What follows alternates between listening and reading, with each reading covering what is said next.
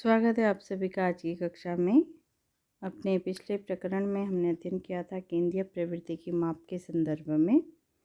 इसके अंतर्गत हम मध्यमान का अध्ययन कर रहे हैं। हमने प्रकरण की शुरुआत में जाना कि आंकड़ों की यदि हमें तुलना करनी है या उसके संदर्भ में निष्कर्ष निकालना है और हम यह चाहते हैं कि हमें सभी आंकड़ों का अध्ययन ना करना पड़े, तो इसके लिए सांख्य के आधार पर एक ऐसे मान को निकाला जाता है जो सभी आंकड़ों का प्रतिनिधित्व करे और आंकड़ों के तुलना और उसके संदर्भ में निष्कर्ष को हमें स्पष्ट करे। इस प्रतिनिधि मान को औसत या केंद्रीय मान के नाम से भी जाना जाता है। इसके इर्द गिर्द ही सभी आंकड़े संकेंद्रित होंगे। इसके संकेंद्रण की भूमिका के आधार पर इसे केंद्रीय प्रवृत्ति के मान या माप के नाम से भी जाना जाता है। केंद्रीय प्रवृत्ति के माप से तात्पर्य है एक ऐसा मान जो सभी आंकड़ों का सर्वाधिक मात्रा में प्रतिनिधित्व करता है और जिसके इर्द गिर्द सभी आंकड़े झुके हुए रहते हैं, वह केंद्रीय प्रवृत्ति की माप कहलाता है। उदाहरण के लिए हमने देखा था 10 विद्यार्थियों की मनोविज्ञान की परीक्षा के अंक और इन अंकों के आधार पर हमने जाना था कि केंद्रीय प्रवृत्ति की माप कौन सा अंक होगा। 10 विद्यार्थियों के अंकों को जब हम 2 बराबर भागों में बांटते हैं, क्योंकि ये केंद्र की बात कर रहा है, तो यहाँ पर 14 और 16 अंक हमारे मध्य में आ जाते हैं और हमको यह सोचने पे विवश कर देते हैं कि हम 14 को केंद्रीय प्रवृत्ति का मान कहें या 16 को वह प्रतिनिधित्व करने वाला मान कहें। ऐसे विवाद की स्थिति में केंद्रीय प्रवृत्ति की प्रतिनिधित्व वाला मान कहता है कि औसत माप को केंद्रीय प्रवृत्ति की माप या प्रतिनिधित्व करने वाला मान कहा जाता है। अर्थात यह बताता है कि जितने भी विद्यार्थियों के प्राप्तांक हमें प्राप्त हुए हैं, उन सभी का औसत निकाल लिया जाना चाहिए और औसत का जो मान होगा वही केंद्रीय प्रवृत्ति का मान कहलाएगा। तो यहाँ पर हमें 10 विद्यार्थियों के जो अंक हैं उनको जोड़ लेना है और उनकी संख्या से उसे भाग दे देना है। तो हमें यहाँ एक मान प्राप्त हुआ है, वह है 15। तो 15 ने कहा ना 14 तुम प्रतिनिधित्व करने वाला मान हो, ना 16 तुम प्रतिनिधित्व करने वाले मान हो, बल्कि तुम दोनों ही अंकों का प्रतिनिधित्व मेरे द्वारा किया जाएगा। अर्थात 15 अंक एक ऐसा अंक है जो अपने से निम्न सभी अंकों का और अपने से उच्च सभी अंकों का प्रतिनिधित्व कर रहा है। इसीलिए इसे केंद्रीय प्रवृत्ति का प्रतिनिधि मान के रूप में यहाँ पर हम समझेंगे। केंद्रीय प्रवृत्ति की 3 माप होती हैं: मध्यमान, माध्यिका और बहुलांक। केंद्रीय प्रवृत्ति के इन तीनों मापों में सबसे विश्वसनीय माप मध्यमान को कहा जाता है। तीनों ही तरीके से केंद्रीय प्रवृत्ति के माप निकलती हैं, लेकिन तुलना और निष्कर्ष की दृष्टि से मध्यमान सबसे शुद्ध मान के अंतर्गत आता है और सबसे निम्न शुद्ध मान बहुलांक के अंतर्गत निकलता है। सामान्य शुद्ध मान माध्यिका के अंतर हमें प्राप्त होता है। इन तीनों ही मानों को 2 भागों में विभाजित किया गया है, गणितीय माध्य और स्थितिक माध्य के रूप में। गणितीय माध्य में समांतर माध्य, गुणोत्तर माध्य या हरात्मक माध्य आ जाता है। क्योंकि मैंने कहा मध्यमान सबसे शुद्ध मान है, इसीलिए मध्यमान गणितीय माध्य के अंतर्गत समांतर माध्य के रूप में आता है। स्थितिक माध्य ये 2 सामान्य माध्य हैं और इनमें से भी बहुलांक सबसे निम्न कोटि का शुद्ध मान हमें देता है। इसीलिए दोनों स्थिति के अनुसार कार्य करते हैं, इसीलिए इन्हें स्थितिक माध्य के रूप में जाना जाता है। हम ज्ञात कर रहे थे मध्यमान कैसे निकाला जाता है। तो मध्यमान के लिए यहाँ पर जितने भी हमें प्राप्तांक प्राप्त हुए हैं विद्यार्थियों के, उनके प्राप्तांकों का हम भागफल निकालते हैं और उनकी कुल संख्या से उसे भाग दे देते हैं। जो भागफल प्राप्त होता है उसे मध्यमान कहा जाता है। इसीलिए इसे औसत और अंकगणितीय माध्य के नाम से भी जाना जाता है। इसका संकेत चिन्ह मैंने आपको बताया था कि कैपिटल M होता है। उदाहरण के लिए हमने 8 विद्यार्थियों के प्राप्तांक लिए और अगर हम इस व्याख्या के अनुसार चलते हैं तो ये व्याख्या कहती है कि 8 विद्यार्थियों के प्राप्तांकों को जोड़ लीजिए और विद्यार्थियों की जो संख्या दी गई है उस संख्या से इसे भाग दे दीजिए। और जो हमने अंक जोड़े हैं और कुल योग से जो भाग हमने दिया है कुल संख्या से जो हमने भाग दिया है कुल योग को, उसका जो भागफल प्राप्त हुआ है उसी को हम मध्यमान के नाम से जानेंगे। तो यहाँ पर विद्यार्थियों के प्राप्त योगफल को हमने उनकी कुल संख्या से भाग दिया। जो भागफल हमें प्राप्त हुआ है उस संख्या को हमने माध्य कह दिया है। अर्थात ये वो संख्या होगी जो 8 विद्यार्थियों के अंकों का सर्वाधिक मात्रा में प्रतिनिधित्व करेगी, जो उससे कम आने वाले अंक भी हैं और उससे अधिक आने वाले अंक भी हैं। मध्यमान में हमारे पास 2 तरीके के आंकड़े होंगे, वर्गीकृत और अवर्गीकृत आंकड़े। अवर्गीकृत आंकड़ों में हमें यह देखना है कि जो आंकड़ा हमारे पास आया है क्या वह केवल x की फॉर्म में आया है या उसके साथ फ्रीक्वेंसी को भी दिया गया है। अर्थात जब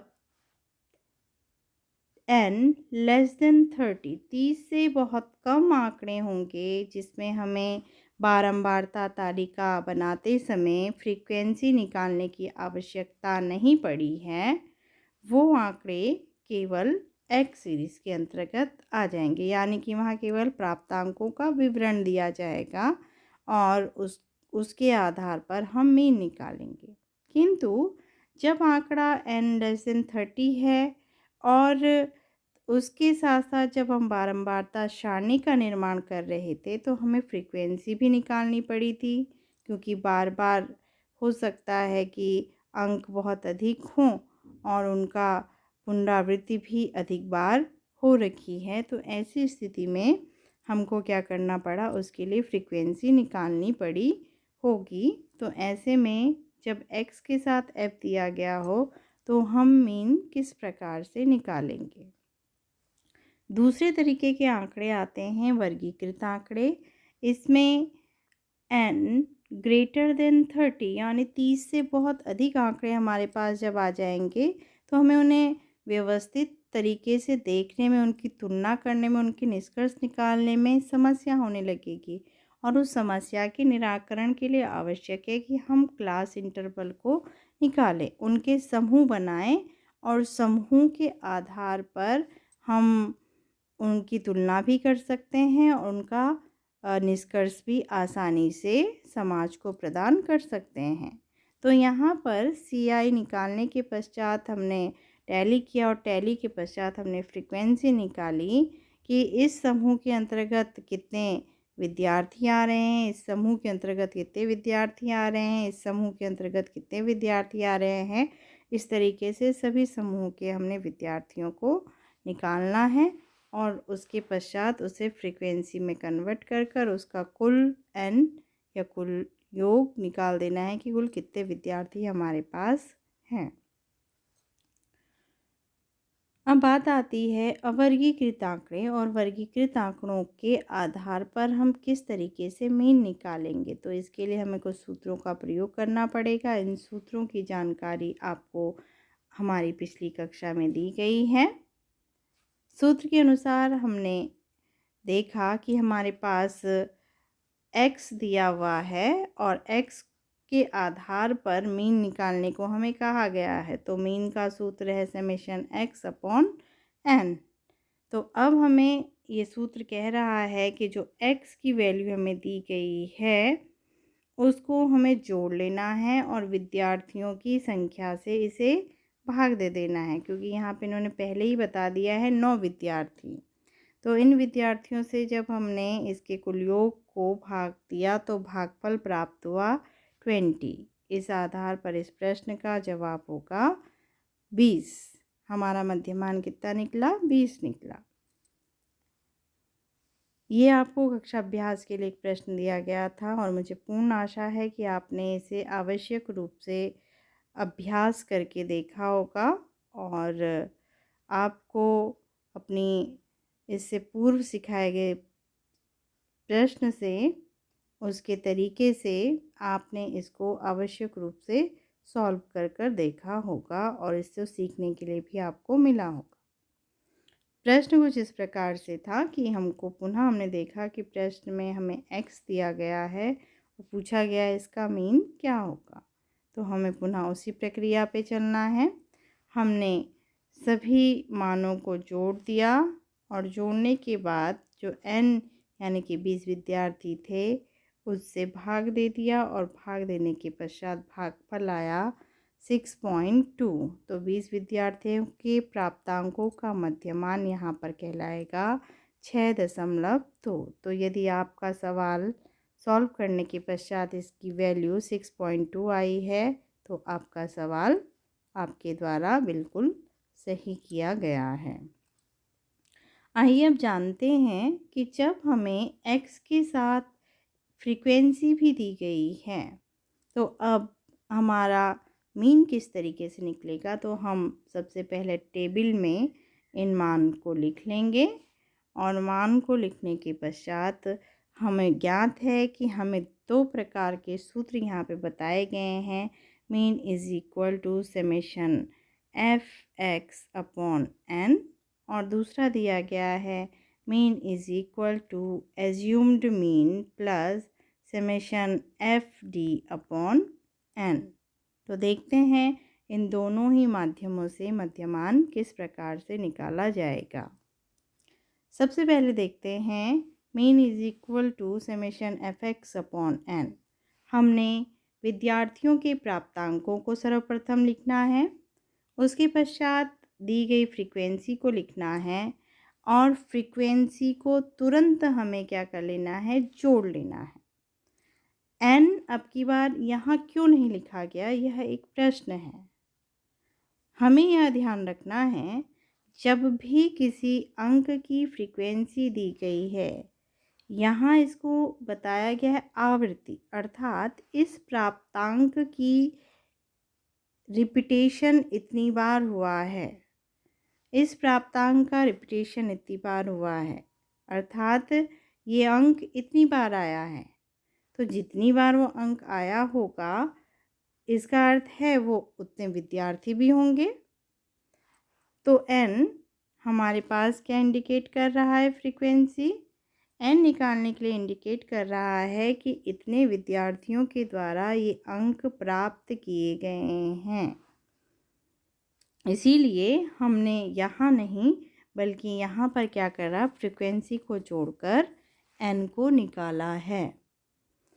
अब हमें सूत्र के अनुसार समेशन f(x) करना है। तो सूत्र अपने को स्वयं बताता है कि मुझे किस तरीके से सॉल्व किया जाना है। सम का अर्थ आप जान चुके हैं कि इसे जोड़ा जाएगा, किंतु ये कह रहा है कि उससे पहले आपको f का गुणा x में करना पड़ेगा। यहाँ सिंबल नहीं लगा हुआ है, आपको इस साइलेंट सिंबल को समझना होगा कि ये कह रहा है कि f का गुणा हम कहाँ करेंगे? x के साथ में करेंगे। अर्थात हमें क्या करना पड़ेगा? यहाँ पे हमें दिए गए मान x को f के साथ में इंटू करना है, यानी 12 × 2। तो 12 × 2 कितना होता है? 24। 14 × 4 कितना हुआ? 56। 16 × 3 कितना हुआ? 48। 18 × 5 कितना हुआ? 90। 20 × 6 120। 22 × 7 154। 24 × 2 48। 26 × 3 78।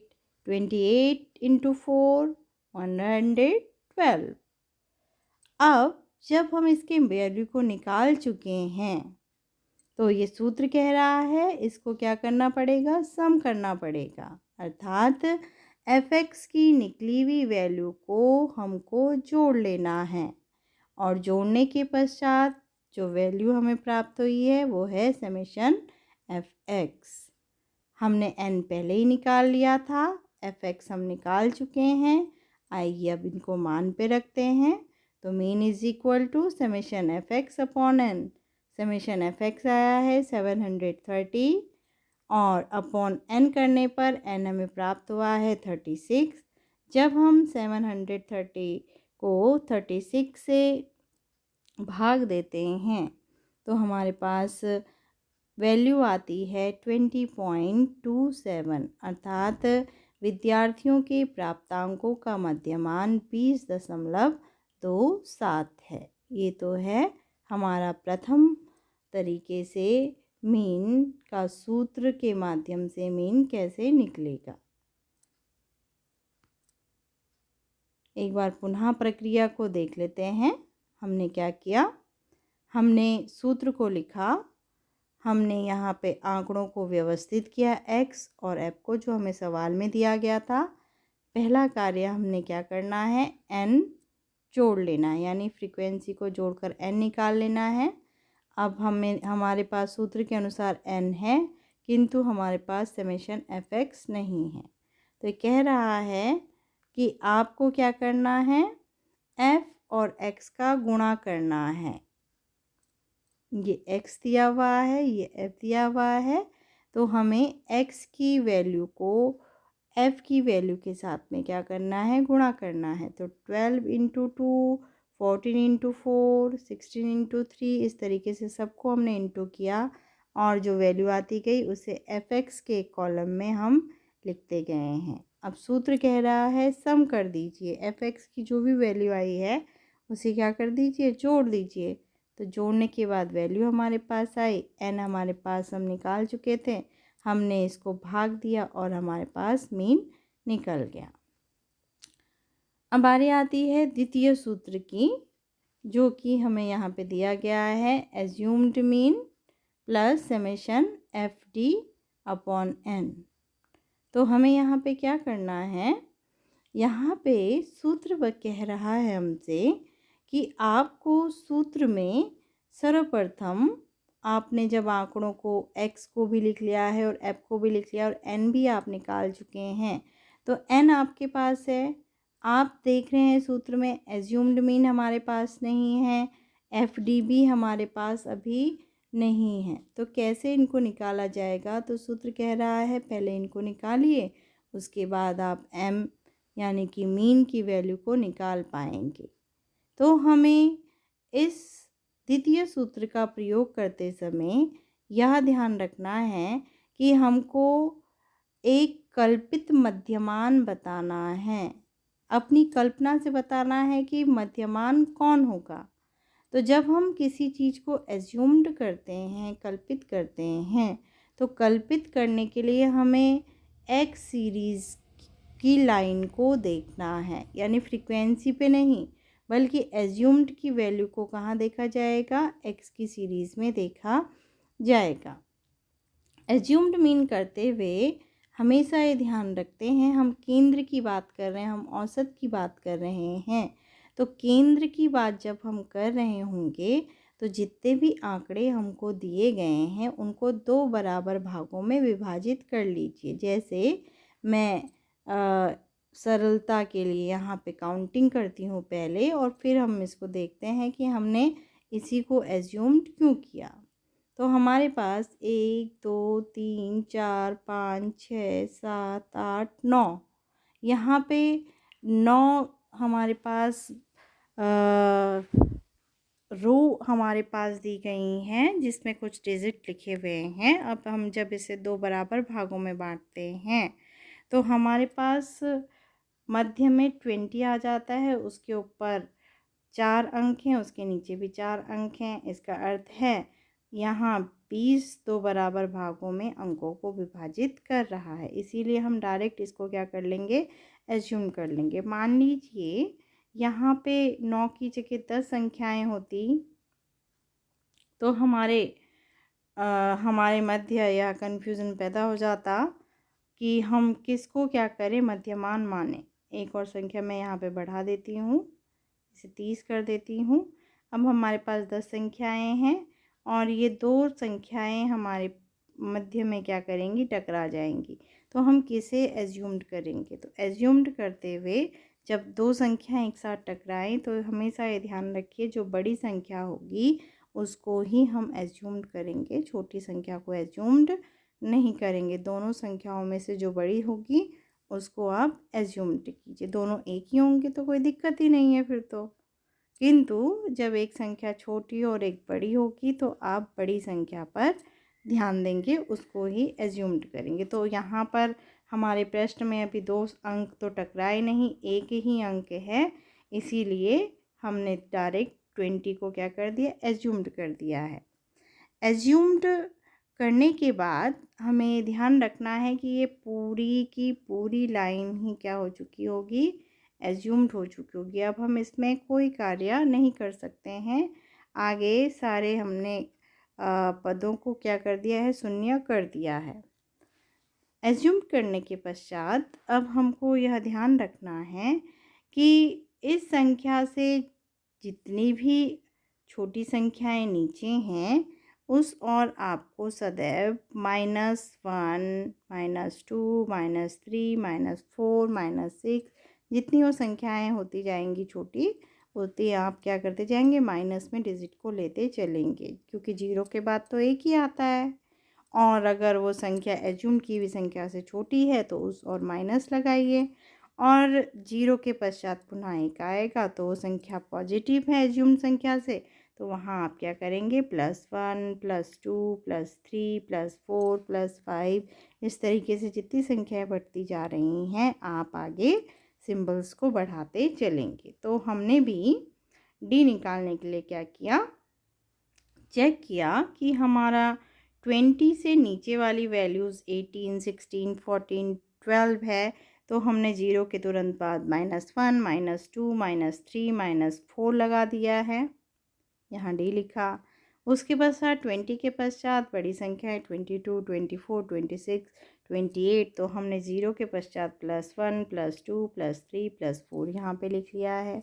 अब सूत्र कह रहा है कि एफ और डी को क्या कर दीजिए, इंटू कर दीजिए। तो 2 into 4, 4 into 3, 3 into 2, 5 into 1, 6 into 0, 7 into 1, 2 into 2, 3 into 3, 4 into 4।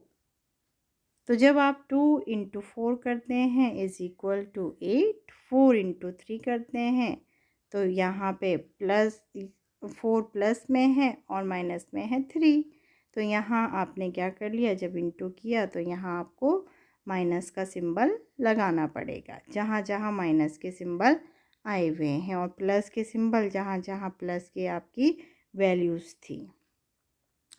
अब जब आप इसको सम कर रहे होंगे तो आपको यह विशेषता ध्यान रखना है, वो क्या है, चिन्हों का ध्यान रखना पड़ेगा आपको यहाँ पे। क्यों, क्योंकि डी निकालते हुए निम्नतम जा रही संख्याएं माइनस में थी, उच्चतम जा रही संख्याएं प्लस में थी। जब हमने इंटू किया तो इंटू करने के बाद भी निम्नतम वाली संख्या के =टू में हमने माइनस का सिंबल लगा रखा है, और प्लस में जो थे उसके आगे हमने प्लस का सिंबल लगाया हुआ है। तो अब हमको क्या करना है, जब हम समेशन एफ डी निकाल रहे होंगे तो हमें माइनस माइनस वाले सिंबल के अंकों को एक तरफ जोड़ लेना है और प्लस प्लस के सिंबल्स वाले अंकों को एक तरफ जोड़ लेना है। जोड़ने के पश्चात हमको क्या करना पड़ेगा, यहाँ पे माइनस अपनाना है। तो जिसकी भी वैल्यू कम या अधिक होगी, घटाने के पश्चात उसकी वैल्यू यहाँ पर आ जाएगी।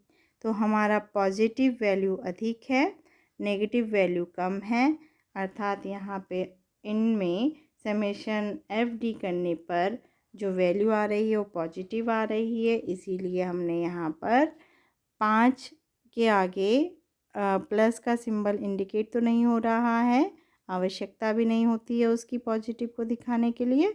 तो प्लस में है हमारा 5, ये आप जान लीजिए। जब आप इसको जोड़ेंगे ये संख्या बड़ी आएगी और ये छोटी आएगी। जब आप इसको इससे घटाएंगे तो आपके पास 5 बचेगा। चूँकि ये संख्या बड़ी थी इसीलिए पॉजिटिव वे में आया है। मान लीजिए ये बड़ी संख्या होती और ये छोटी होती प्लस वाली, तो हम क्या कर लेते, यहाँ -5 लिख देते, किंतु हमारा रिजल्ट पॉजिटिव में आया हुआ है।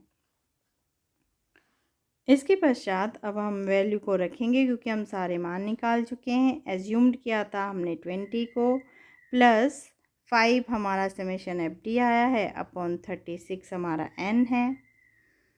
जब हम 5 पे 36 का भाग देते हैं तो हमारे पास रिज़ल्ट आता है 0.13। यहाँ बीच में प्लस का सिंबल लगा हुआ है तो 20 धन 0.13 आ जाता है आपका 20.13। तो यहाँ रिज़ल्ट आया है विद्यार्थियों के प्राप्तांकों का मध्यमान 20.13 है। तो आप इतना समझ चुके होंगे कि द्वितीय विधि से किस प्रकार से मध्यमान निकाला गया है। आइए एक बार पुनः हम इसको रिवाइज कर देते हैं। हमें जो सवाल दिया गया है उस सवाल के अकॉर्डिंग हमने अपने वैल्यूज़ को सबसे पहले लिख लिया है, फ्रीक्वेंसी को भी लिख लिया है। सबसे पहला काम हमने किया n निकालने का। इसके पश्चात हमने अपना सूत्र लिखा हुआ है। सूत्र के अकॉर्डिंग हमें एज्यूम्ड मीन निकालना है। एज्यूम्ड मीन निकालने के लिए हम x की वैल्यू को देखेंगे, तो बराबर अंकों में अंकों को बांट लेंगे। मध्य में आने वाले अंक को हम एज्यूम्ड कर लेंगे। जब दो संख्याएं टकराएंगी तो बड़ी संख्या को हम एज्यूम्ड कर लेंगे। इस प्रश्न में ऐसी कोई संख्या नहीं टकरा रही थी, इसीलिए 20 को हमने क्या कर लिया है, एज्यूम कर लिया है। एज्यूम करने के पश्चात अब हमें d निकालना है। तो d निकालने के लिए हमने 20 से घटती हुई संख्या के लिए -1, -2, -3, -4 लिखा और 20 से ऊपर वाली संख्याओं के लिए +1, +2, +3, +4 किया। अब सूत्र कह रहा है f और d को इंटू कर दीजिए। 2 इंटू -4 किया तो -8 आया, 2 इंटू -3 किया तो -12 आया, 3 इंटू -2 किया तो -6 आया, 5 इंटू -1 किया तो -5 आया। इसी प्रकार से हमने पॉजिटिव वाले में भी किया। अब FD को सम करना यानी कि जोड़ना है, तो सबको हम नहीं जोड़ेंगे बल्कि माइनस माइनस एक किनारे और प्लस प्लस एक किनारे, और उसके पश्चात हम इनका माइनस करेंगे। जिस संख्या की वैल्यू अधिक होगी उसके सिंबल को हम आने वाले मान के आगे रख देंगे। सूत्र में हमने इसको रखना है 20 प्लस 5.36 हमारा वैल्यू है। तो 5 में हमने 36 का भाग दिया तो वैल्यू आई 0.13। चूँकि 5 भी हमारा था पॉजिटिव और बीच में भी है पॉजिटिव का सिंबल, प्लस प्लस का हमारे पास प्लस हो गया। अब यहाँ पर हमने क्या किया, 20 में हमने प्लस कर दिया है 1.13, 20 में हमने प्लस कर दिया 0.13 को, और ये हमारा मीन का वैल्यू निकल गया है। तो इस आधार पर आपके पास एक कक्षा अभ्यास के लिए एक प्रश्न है, इसे आप दोनों सूत्रों के माध्यम से कीजिए। Mean is equal to summation f(x) upon n, mean is equal to assumed mean plus summation FD upon n। ये दो सूत्र हैं। इस सवाल को इस सूत्र के माध्यम से आपको क्या करना है, सॉल्व करना है। आज हम इतना ही अध्ययन करेंगे। धन्यवाद।